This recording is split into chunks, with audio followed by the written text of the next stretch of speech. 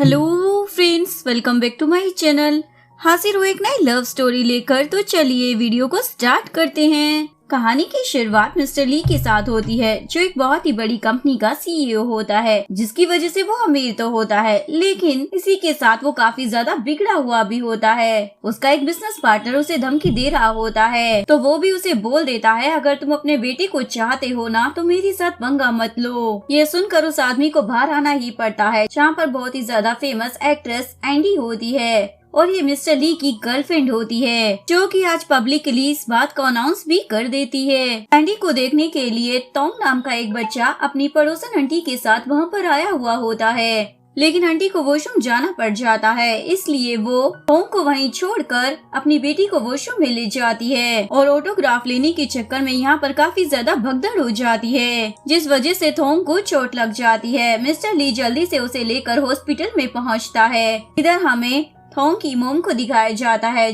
जिसका नाम रोंग होता है, जो कि पैसे कमाने के लिए दिन रात मेहनत करती रहती है, क्योंकि उसकी फाइनेंशियल कंडीशन बिल्कुल भी अच्छी नहीं होती। आज वो अपने बेटे के बर्थडे के लिए जल्दी से केक लेकर जा ही रही होती है, तभी उसे पता चलता है कि उसका तो एक्सीडेंट हो गया है। रास्ते में मिस्टर ली को पता चलता है ये बच्चा तो एंडी का बहुत ही बड़ा फैन है। रोंग को हॉस्पिटल में आने के बाद पता चलता है कि उसके बेटे का तो बहुत ही ज्यादा खून बह चुका है और उसे खून की जरूरत है, लेकिन उसका खून तो उसके बेटे से मैच नहीं करता था। तभी उसकी नजर मिस्टर ली पर जाती है। वो उसे रिक्वेस्ट करने लग जाती है, प्लीज मेरे बच्चे को अपना खून दे दो, तुम्हारा खून इस बच्चे के साथ मैच हो जाएगा। ली उसे पूछता है, मेरा खून भला इस बच्चे से मैच क्यों होगा, लेकिन रोंग तो उसे बिना कुछ बताए उससे रिक्वेस्ट करना स्टार्ट कर देती है। वो बोलता है, अगर चाहती हो कि मैं तुम्हारे बेटे को खून दूं तो मुझे रीजन बताओ। तो रोंग भी बोल देती है, क्योंकि वो तुम्हारा बेटा है। ये सुनने के बाद ली उस बच्चे को अपना खून दे देता है और बोलता है, इस लड़की से तो मैं बाद में निपटूंगा। और खून देने के बाद वो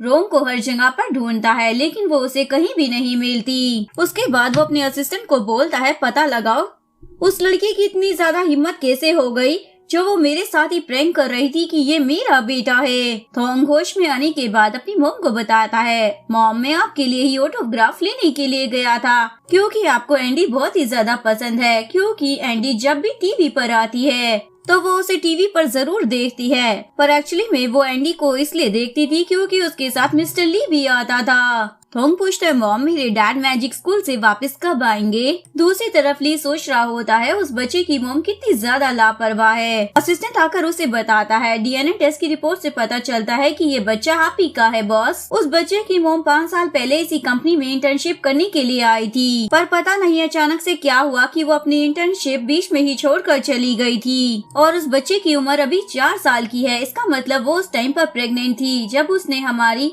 कंपनी को छोड़ा था, जो कि फिलहाल डिप्रेशन की शिकार है और उसकी फाइनेंशियल कंडीशन इतनी ज्यादा खराब है कि वो अपने बच्चे को अच्छे स्कूल में भी पढ़ा नहीं पाती है। तभी इन्हें पता चलता है कि इनकी कंपनी में एक गद्दार है, जो इनकी कंपनी के सीक्रेट्स दूसरे लोगों को देता है, इसलिए आज इसकी बहुत ही अच्छे से धुलाई की जाती है। लेकिन ली की मॉम को चाहिए था एक हायर, जो आगे चलकर इनकी कंपनी को आगे बढ़ा सके, लेकिन ली को तो शादी करने में बिल्कुल भी यकीन नहीं था। लेकिन उसकी मॉम तो जिद करने लग जाती है, तो ली बोलता है, वारिस लाने के लिए मुझे शादी करने की जरूरत नहीं है, आपको वारिस चाहिए मैं आपको ला कर दे दूंगा। इसके बाद वो अपने बच्चे की कस्टडी को लेने का डिसाइड करता है, जिसके बाद रोंग के पास कॉल आती है। जैसे ही वो बंदा बोलता है कि मैं ली का असिस्टेंट हूँ, तो रोंग तो फोन ही कट कर देती है। मीडिया वाले भी उनकी कंपनी में आ जाते हैं और पूछने लग जाते हैं, क्या सच में वो आपका बेटा है। असिस्टेंट बोलता है, हमें डीएनए टेस्ट रिपोर्ट से पता चला है कि वो हमारे बॉस का ही बेटा है, इसलिए बॉस अब उसकी कस्टडी लेने वाले हैं। असिस्टेंट उसे समझाता है, अगर तुम्हारा बेटा मिस्टर ली के पास रहेगा तो उसका फ्यूचर ब्राइट रहेगा,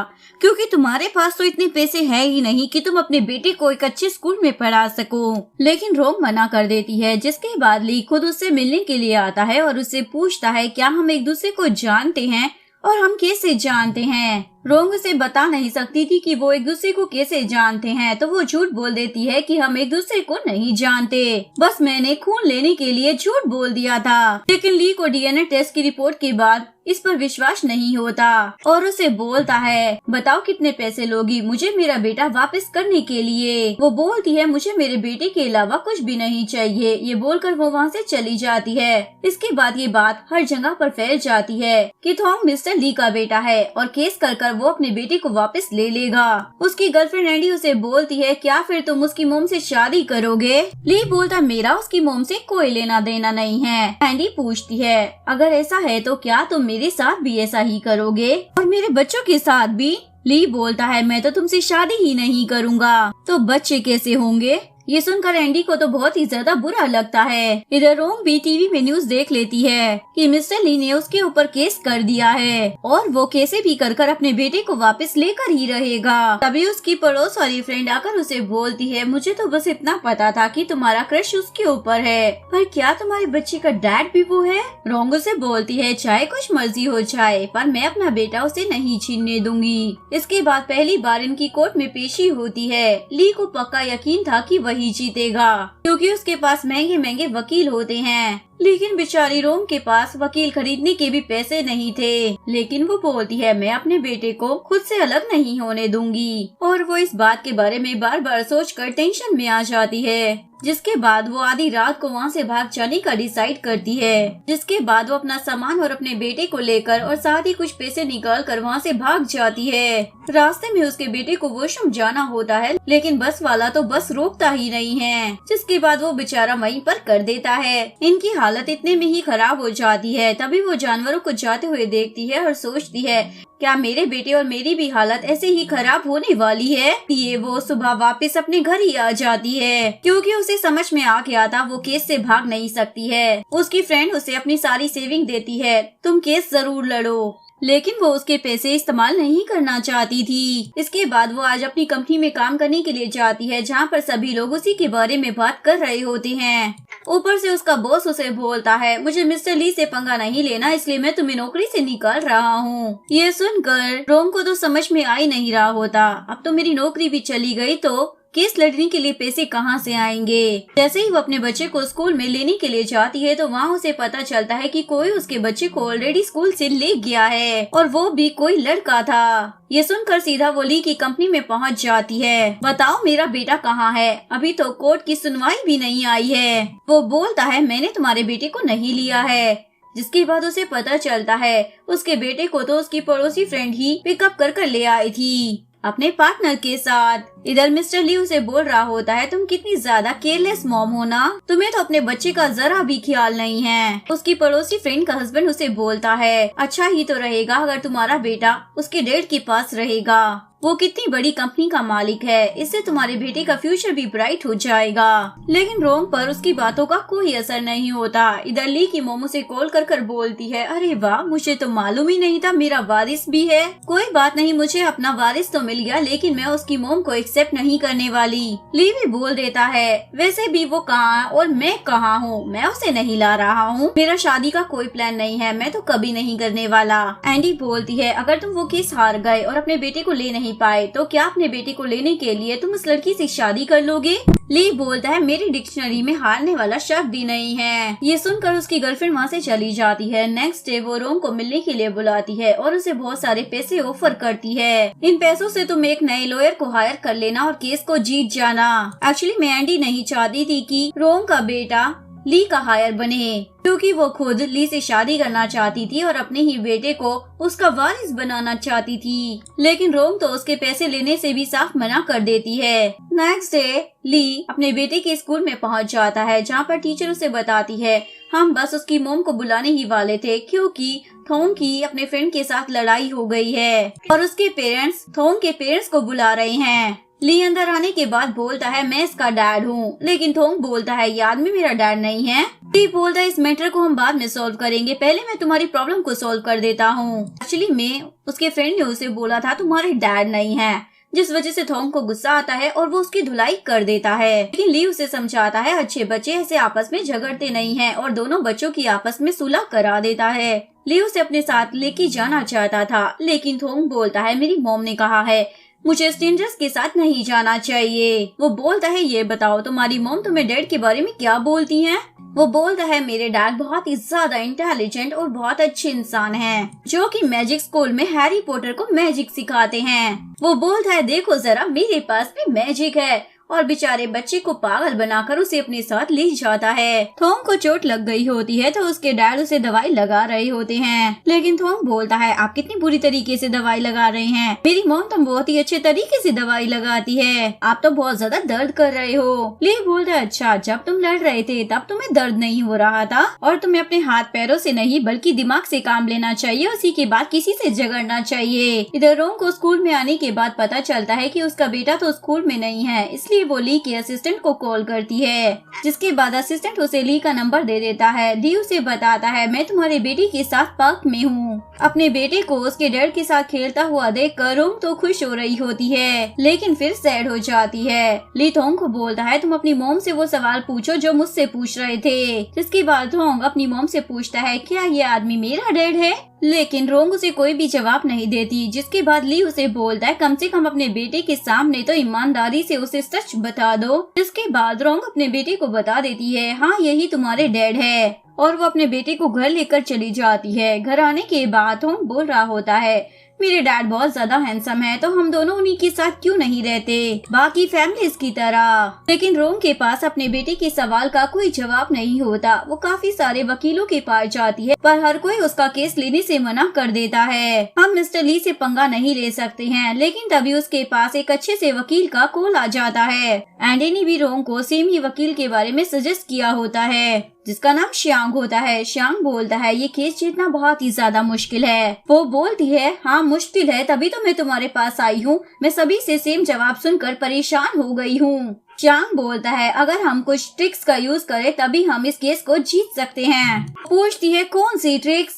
वो बोलता है तुम इस ड्रेस को पहनो और मेरे साथ पार्टी में चलो, वहाँ पर जाने के बाद मैं तुम्हें बताऊंगा। लेकिन वहाँ पर आने के बाद श्यांग अपनी पार्टी में बिजी हो जाता है, और रोंग अपनी फ्रेंड को कॉल कर बता रही होती है मेरे पास एक अच्छा सा वकील तो आ गया है, लेकिन मुझे समझ नहीं आ रहा वो अपने आप मेरे पास कैसे आ गया। लेकिन तभी वो देखती है ये एंडी को भी काफी अच्छे तरीके से जानता है, जो कि ली की गर्लफ्रेंड है, यानी कि ये वकील ली के खिलाफ काम करना चाहता है, पर उसे ये बात समझ नहीं आती ऐसा क्यों कर रहा है। काफी ज्यादा देर हो जाती है। रोंग से बोलती है तुमने मुझे यहाँ पर ट्रिक्स बताने के लिए बुलाया था। शांग बोलता ट्रिक ये है कि तुम्हें सभी के सामने कोर्ट में बोलना होगा उस रात मिस्टर ली ने तुम्हारे साथ जबरदस्ती की थी। लेकिन रोंग ये बात के लिए साफ मना कर देती है। वो उसे रोकने की कोशिश करता है, लेकिन इस चक्कर में वो स्विमिंग पूल में गिर जाती है। शांग उसे पानी से निकालना चाहता था, लेकिन वो तो उसे गुस्से में वहीं पर धक्का देकर वहाँ से चली जाती है। जिसके बाद वो भीगे हुए कपड़ों में घर की तरफ जा रही होती है, लेकिन रास्ते में कुछ गुंडे उसे छेड़ने लग जाते हैं, जो कि ली देख लेता है। जिसके बाद वो रोंग को कार में बैठने के लिए बोलता है, तो ली की कहने पर असिस्टेंट उसे जबरदस्ती कार में बिठा देता है। ली जैसे ही उसे उसके घर छोड़ने आता है, तो रोंग की फ्रेंड को लगता है उसकी फ्रेंड की ऐसी हालत ली ने की है, इसलिए उसे सुनाने लग जाती है बड़े आए बच्चे की कस्टडी लेने वाले, तुम तब कहाँ पर थे जब ये पिछले 5 सालों से इस बच्चे को पाल पोस कर बड़ा कर रही थी। तभी थोंग का कार से एक्सीडेंट होने वाला होता है, लेकिन ली उसे बचा लेता है। इस वजह से ली को काफी ज्यादा चोट लग जाती है। रोंग उसे बोलती है घर जाकर अपनी चोट पर दवा लगा लेना, लेकिन थोंग बोलता है मॉम हम क्यों नहीं लगा देते डैड की चोट पर दवाई, और वो अपने डैड की चोट पर दवा लगाने के लिए घर के अंदर ही ले जाता है। और अंदर आने के बाद अपनी मॉम को बोलता है जल्दी से इनको दवाई लगा दो। वहाँ से जाने से पहले ली उसे बोलता है मुझे थोंग काफी ज्यादा पसंद आया, मैं इसे अपने पास ही रखना चाहता हूँ, तुम्हारे पास ऑफर वही है, तुम इसके बदले में कुछ भी मुझसे मांग सकती हो। थोंग बोलता है डैड क्या आप कल भी आओगे? वो बोलता है हाँ बेटा मैं जरूर आऊंगा।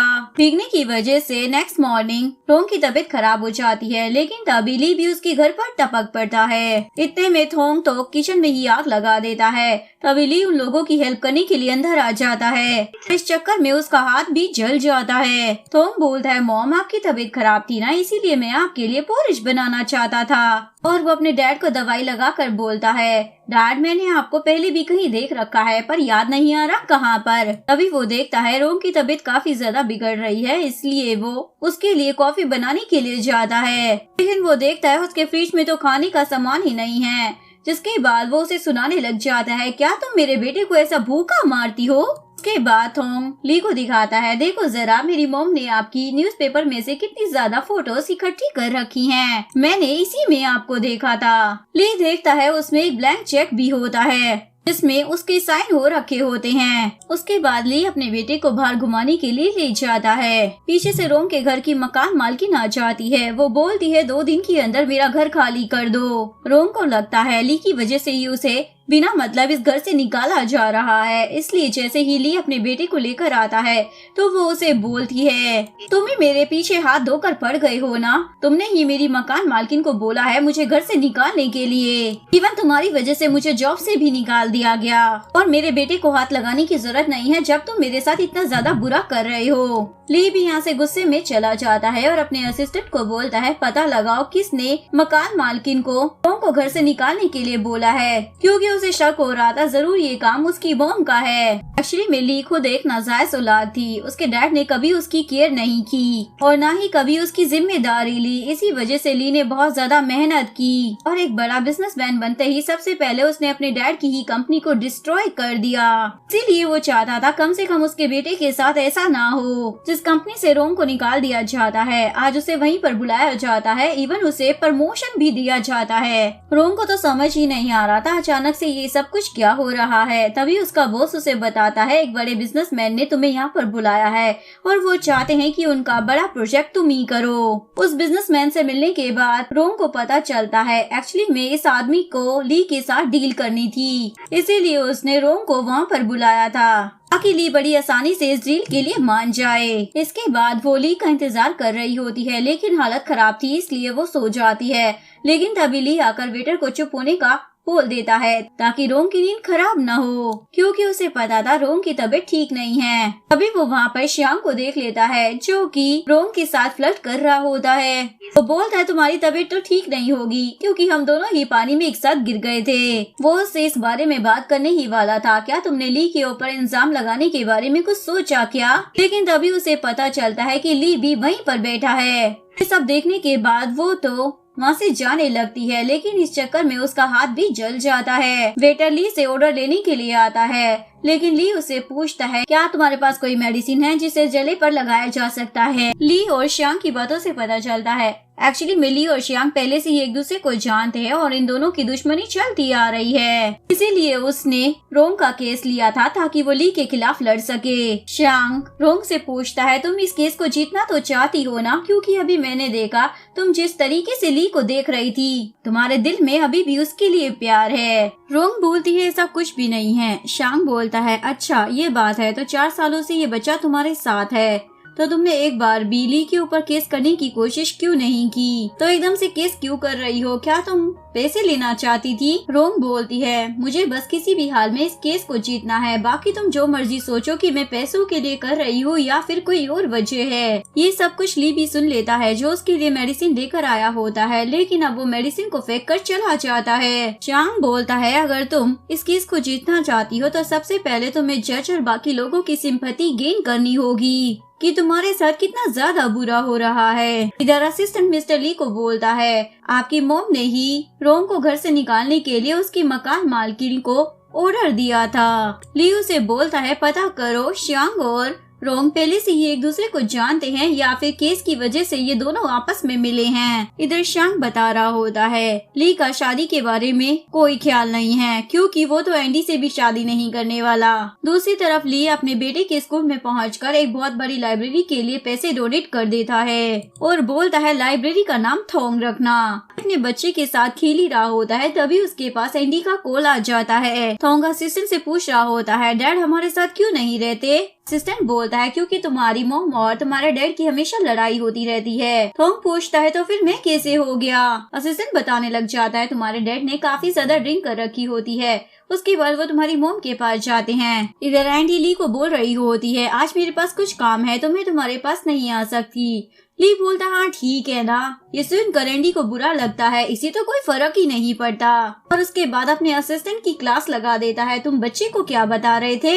इधर श्याम रोंग को समझा रहा होता है, तुम चाहे रोने धोने किसी का भी नाटक करो, पर तुम्हें कैसे भी कर सबकी सिंपैथी लेनी है, क्योंकि आज ये लोग कोर्ट के लिए जा रहे होते हैं। तभी ली भी वहाँ पर आ जाता है और उसे बोलता है, सालों पहले जब तुम्हारे डैड ने हमारे साथ बिजनेस पार्टनरशिप की थी, तब तो मैंने उनके बिजनेस को ही बर्बाद कर दिया था। तो क्या अब तुम अपनी वजह से अपना लो फॉर्म भी बंद करवाना चाहते हो? सुनवाई के टाइम पर यहाँ पर एंडी भी पहुँच जाती है, जिसके बाद सारी मीडिया वाले तो उसके पीछे ही लग जाते हैं। ली तो उससे गुस्सा हो जाता है, तुम यहाँ पर आकर क्या जताना चाहती थी कि तुम्हारी काफी आगे तक पहुँच है और मेरी नहीं है? एंडी बोलती है ऐसा कुछ भी नहीं है। लिन बोलता है, तुम्हें मालूम है अभी तक तुम मेरे साथ क्यों हो? क्योंकि तुम बहुत ही ज्यादा क्लेवर हो। लेकिन जैसे ही मुझे पता चला कि तुम थोड़ी सी भी डंप होती जा रही हो, तो मैं तुमसे दूर हो जाऊंगा। इसके बाद ली का वकील उसे समझा रहा होता है, रोंग का वकील बहुत ही ज्यादा पावरफुल है, ऊपर से जो जज है वो भी एक लेडी है। मुझे तो लग रहा है वो उन्हें ही जिताएगी, इसलिए आपको कुछ टेक्निक्स का इस्तेमाल कोर्ट में करना ही पड़ेगा, जो कि ली करना नहीं चाहता था। इधर रोंग कोर्ट में सभी को बता रही होती है, डिलीवरी के बाद मेरी बहुत ही ज्यादा बुरी हालत थी, ऊपर से मैं डिप्रेशन का शिकार हो गई थी। मैंने अपने बच्चे का इतने सालों तक खुद से अकेले ख्याल रखा, उसके लिए कितनी ज्यादा मेहनत की, तो अब मैं उस बच्चे को किसी और को कैसे दे सकती हूँ? श्यांग उससे पूछता है, क्या उस रात के बाद मिस्टर ली ने कभी भी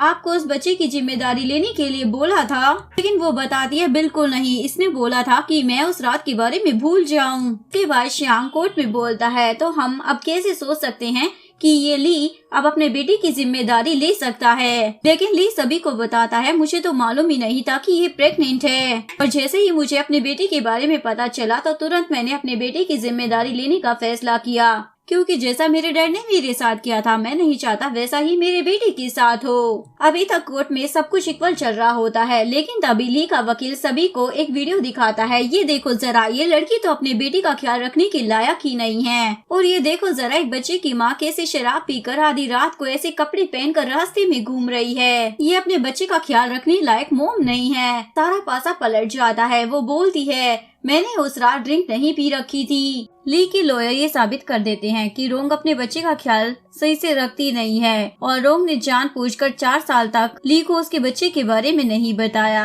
और जैसे ही ली को पता चला कि ये इसका बेटा है, तो तभी से उसने अपने बेटे की जिम्मेदारी लेना स्टार्ट कर दी। इवन ये बच्चा अपने डैड को बहुत ज्यादा पसंद भी करने लगा है। इवन जब रोंग की लापरवाही की वजह से उसके बेटे को चोट लग गई थी, तो ली ने ही अपना खून देकर उसकी जान बचाई थी। इस बात पर रोंग का वकील उस पर काफी ज्यादा गुस्सा हो जाता है, तुमने इस बारे में मुझे कुछ क्यों नहीं बताया? वो बोलती है, क्या अब हमारे चांसेस नहीं है इस केस को जीतने के? तभी ली आकर उसे डांटने लग जाता है, वाह तुम तो रोने धोने की अच्छी एक्टिंग कर लेती हो, एक बार स्टार्टिंग में तो मुझे भी तुम पर दया आ गई थी, पर तुम तो बहुत ही ज्यादा तेज निकली। चांग बोलता है, हम लोग कोर्ट में खड़े हैं, कम से कम इस बात का तो ध्यान रखो। लेकिन वो उसे अंदर लेकर चला जाता है, और ली का असिस्टेंट उसे बाहर ही रोक लेता है। ली उसे बोलता है, जब तुमने 2 बार मेरे चेक को रिजेक्ट कर दिया ना, तो मुझे लगा तुम्हें पैसों की कोई परवाह नहीं है, लेकिन अब मुझे पता चल गया है, तुम मेरी फैमिली में आकर मेरी आधी जायदाद को हड़पना चाहती हो,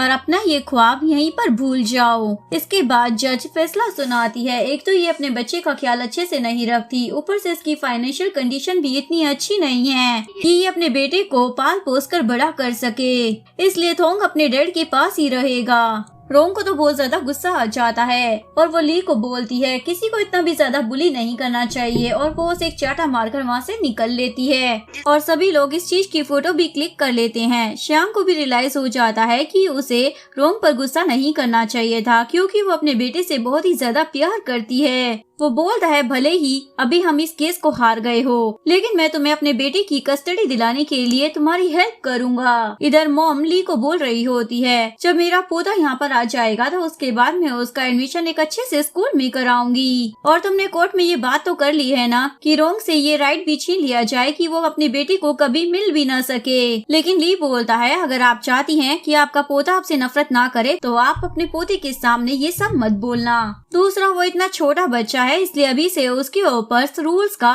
बोझ मत डालना, जैसा आपने मेरे साथ किया था। नेक्स्ट डे वो थोंग को स्कूल में लेने के लिए आ जाता है, जिसे वो अपने घर लेकर जा रहा होता है। पीछे से रोंग भी भागी हुई आ रही होती है। थोंग को रोता हुआ देखकर ली गाड़ी रुकवा देता है, लेकिन उसका असिस्टेंट रोंग को बोलता है अब कस्टडी बॉस के नाम हो गई है, इसलिए तुम्हें इन सब में इंटरफेयर नहीं करना चाहिए। ली अपने बेटे को बताने ही वाला था कि अब से वो उन्हीं के पास रहेगा, क्योंकि उसे उसकी कस्टडी मिल चुकी है। लेकिन रोंग अपने बेटे को अलग तरीके से बताती है, देखो अभी तक तुम्हारे डैड मैजिक स्कूल में मैजिक सिखाने के लिए जा रहे थे ना, तो अब मुझे वहाँ पर जाना है, इसलिए जब तक मैं नहीं आ जाती तुम अपने डैड के साथ ही रहना और मैं तुम्हारे सपनों में तुमसे मिलने के लिए आती रहूंगी। थोंग बोलता है मॉम आप जल्दी वापस आ जाओगी ना। रोंग बोलती है अभी मुझे बहुत सारे जादू सीखने हैं ना, इसलिए उसमें टाइम लग जाएगा। और वो किसी तरीके से अपने दिल पर पत्थर रखकर अपने बेटे को ली के साथ भेज देती है। थोंग को अपना बड़ा सा रूम बहुत ही ज्यादा अच्छा लगता है। वो बोलता है कुछ दिनों में मॉम भी यहाँ पर आ जाएंगी, लेकिन तभी उसकी ग्रैंडमा वहाँ पर आ जाती है और बोलती है ये रूम सिर्फ तुम्हारा है, इस पर तुम्हारी मॉम का कोई भी हक नहीं है, इसलिए आगे से उसका नाम यहाँ पर कभी मत लेना। ली अपनी मॉम को समझाता है आप ऐसी बातें ना करे, पर ये दादी तो मरने का नाम ही नहीं ले रही होती और उसे बोलती है मैं तुम्हें रूल्स और रेगुलेशन बताऊंगी, लेकिन वो तो उन्हें ही सुनाकर वहाँ से भाग जाता है। मुझे यहाँ पर नहीं रहना, मुझे बस अपनी मॉम के पास जाना है। उसे समझाने की कोशिश करता है, लेकिन वो बच्चा अपने डैड की ही पिटाई कर देता है, बस रोए जा रहा होता है। इधर एक पुलिस एक चोर के पीछे भाग रही होती है, तभी वो चोर रोंग से टकरा जाता है, जिस वजह से रोंग गिर जाती है, जिसके बाद ये बेहोश भी हो जाती है। इधर थोंग चुप होने का नाम ही नहीं ले रहा था, इसलिए ली रोंग को कॉल करता है, लेकिन उसका फोन पुलिस ऑफिसर उठाता है। वो बोलता है इसे हम हॉस्पिटल लेकर जा रहे हैं। जब वो उसे बुलाने के लिए आ रहा होता है तो वो सो रही होती है, इसलिए वो उसके उठने का वेट करता है। उठने के बाद भी उसकी हालत काफी ज्यादा खराब थी, वो चल भी नहीं पा रही थी, इसलिए वो उसे बोलता है तुम मेरे साथ चलो। वो बोलती है मैं तुम्हारे साथ कहीं भी नहीं जाने वाली, लेकिन वो बताता है मैं तुम्हें तुम्हारी बेटी के पास लेकर जा रहा हूँ, जिसके बाद वो जाने के लिए मान जाती है। रास्ते में वो उसे समझा रहा होता है तुम्हें थोंग के ऊपर से गिव अप कर देना चाहिए, लेकिन वो बोलती है भला मैं अपने बेटी पर से गिव अप कैसे कर सकती हूँ, तुम्हारी भी तो मोम है, तो तुम्हें दूसरों की फीलिंग के बारे में समझना चाहिए। जिसके बाद वो गुस्से में बोलता है खुश मत हो, क्योंकि मैं तुम्हारे लिए तुम्हारे बेटे से तुम्हें नहीं मिलवा रहा, बल्कि अपने बेटे की खुशी के लिए तुम्हें उससे मिलवाने के लिए लेकर जा रहा हूँ, और शायद ये आखिरी बार होगा। ली की मॉम तो नींद की गोलियां खाकर सो गई होती है, इससे सही से चला भी नहीं जा रहा था। तभी ली नोटिस करता है शायद इससे सीढ़ियां भी चढ़ी नहीं जाएंगी। इसके बाद वो उसे अपनी बाहों में ही उठा लेता है। रोंग पहले तो उस पर गुस्सा कर रही होती है, लेकिन बाद में वो उसे ताड़ने लग जाती है। ली बोलता है मुझे मालूम है मैं बहुत ही ज्यादा हैंडसम दिखता हूँ, पर क्या तुम दरवाजा खोलोगी?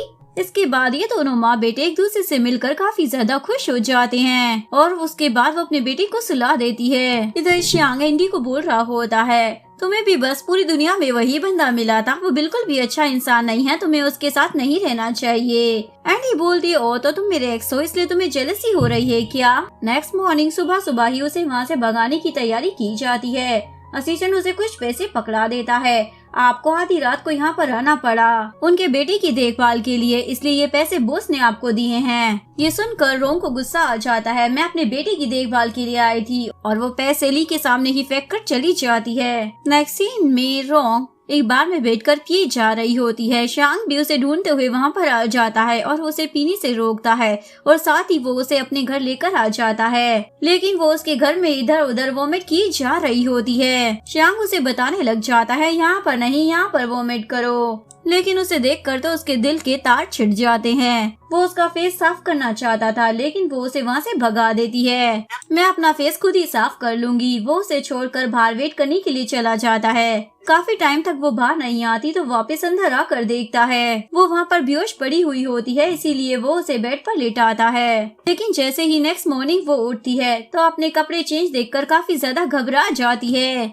श्यांग से पूछती है मैं यहाँ पर क्या कर रही हूँ? श्यांग तो मजाक करने लग जाता है, कल रात ना तुमने बहुत ही ज्यादा पी ली थी, तुम पर तो चढ़ गई थी और तुम मेरे साथ रहने की जिद कर रही थी, जिस पर वो उसे तकिया मार देती है। श्यांग बोलता है अरे मैं तो मजाक कर रहा था, माना कि मैं बहुत ज्यादा हैंडसम हूँ पर इतना ज्यादा बुरा भी नहीं हूँ, वैसे भी तुम मेरे घर में हर जगह वोमिटिंग ही कर रही थी, भला मैं तुम्हारे साथ क्या ही कर सकता था। और बोलता है ऐसे हिम्मत मत हारो, ड्रिंक करने से काम नहीं चलने वाला, तुम्हें बहुत ही ज्यादा मेहनत कर अपनी इनकम को बढ़ाना होगा ताकि हम तुम्हारे बेटे की कस्टडी को वापस ले सके। सुनकर उसका मूड थोड़ा सा ठीक हो जाता है और बोलती है मैं तुम्हारे केस वाले पैसे धीरे धीरे कर लौटा दूंगी। लेकिन वो बोलता है मैं तो केस हार गया था इसलिए मैं पैसे नहीं लेने वाला। इसके बाद वो उसे कंपनी में ड्रॉप करता है। तभी उसे ली का कॉल आ जाता है, थोंग कहीं पर गायब हो गया है। इसके बाद वो श्यांग से दोबारा से लिफ्ट मांगकर ली की घर पर आ जाती है। छोटी गार्ड उसे अंदर नहीं आने दे रहे होते। तभी ली की मोम वहाँ पर आ जाती है। वो बोलती है अब तुम्हारा मेरे पोते से कोई भी लेना देना नहीं रहा इसलिए तुम यहाँ से दफा हो जाओ। सिक्योरिटी गार्ड उसे धक्का दे देते हैं। तभी ली आकर उसे बचा लेता है। पहले तो वो श्यांग से पूछता है तुम यहाँ पर क्या कर रहे हो। रोंग ली से पूछती है क्या तुम्हें थोंग मिल गया, वो कहाँ पर है।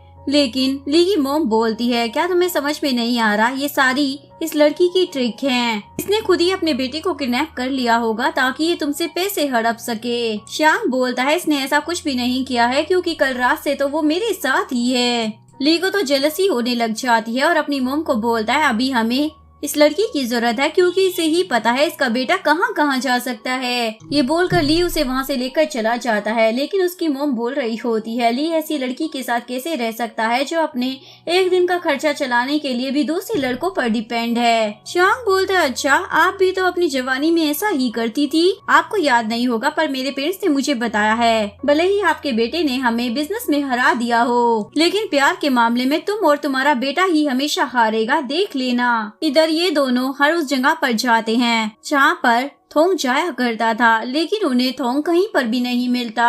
तभी ली को उसकी मोम का कॉल आ जाता है। वो बताती है कि एक किडनैपर का कॉल आया था, वो 10 मिलियन मांग रहा था तो हमें उसे पैसे दे देने चाहिए। ली बोलता अगर हम उसे पैसे दे देंगे तो वो बार बार ऐसे ही हमसे पैसे मांगता रहेगा, इसलिए हमें पुलिस को इन्वेस्टिगेशन करने के लिए इन्वॉल्व करना पड़ेगा। लेकिन रोंग तो बहुत ज्यादा डर जाती है। तुम उसे पैसे दे दो वरना वो मेरे बेटे को कुछ भी कर सकता है। ली मना करता है। वो बोलती है अच्छा तो तुम मेरे बेटे के लिए इतने से पैसे भी नहीं खर्च कर सकते हो जबकि तुम्हारे पास पैसे हैं। क्या तुमने सिर्फ मुझसे बदला लेने के लिए मेरे बेटे की कस्टडी ली है। वो बोलता है तुम्हारा दिमाग ठिकाने पे नहीं है क्या, मैं तुमसे बदला लेने के लिए अपना बच्चे का इस्तेमाल क्यों करूँगा। वो बोलती है ठीक है तुम मेरे बेटे को बचाना नहीं चाहते हो ना तो मैं खुद ही उसे बचा लूंगी। और उसे वही चेक दिखाकर बोलती है मुझे ये $10 मिलियन चाहिए।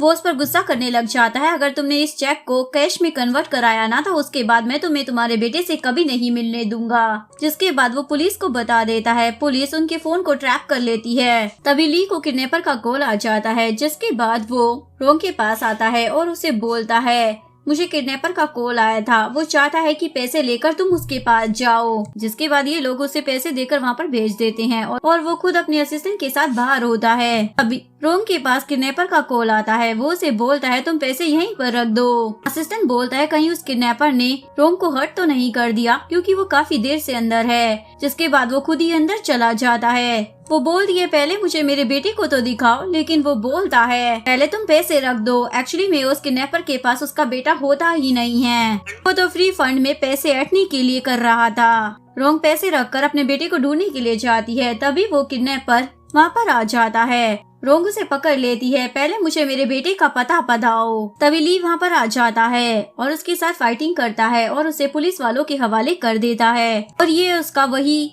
दुश्मन होता है जिसको उसके असिस्टेंट ने मार पीट कर भगाया होता है, इसलिए वो उसका बदला लेना चाहता था। पुलिस वालों को बताता है मेरे पास उसका बेटा नहीं है। घर पर आने के बाद ली उससे पूछता है जब थोंग सैड होता है तो वो कहाँ पर जाता है। वो बोलती है जब भी वो सैड होता है तो कहीं पर नहीं जाता, घर पर चुप कर ही रोने लग जाता है। फिर वो देखती है एक कार का पीस वहाँ पर पड़ा होता है जो कि उसके बेटी की फेवरेट कार थी, जिसे वो हमेशा ही अपने बैग में रखता है। यानी कि स्कूल से आने के बाद वो वहाँ पर आया था। शायद दरवाजा बंद देखकर वो छत पर चला गया हो, इसलिए वो दोनों उसे छत पर ढूंढने के लिए जाते हैं जहाँ पर थोंग उन्हें मिल जाता है। एक्चुअली में वो अपनी ग्रैंडमा की डांट से बचने के लिए यहाँ पर आया होता है। उसके बाद वो रोंग को नीचे उतारने लग जाता है, लेकिन इस चक्कर में वो उसके ऊपर ही गिर जाती है। रोंग बोलती है कुछ दिनों के लिए तुम इसे मेरे पास ही छोड़ दो, लेकिन ली बोलता है ये सब कुछ इसलिए हुआ क्योंकि इसकी दादी के साथ बहस हो गई थी। वो बोलती है मैं अपने बेटे को अपने पास वापस ला कर ही रहूंगी। ली बोलता है तुम अपने बेटे की भलाई के बारे में क्यों नहीं सोचती हो, अगर वो मेरे साथ रहेगा तो मेरी कंपनी का वारिस बनेगा।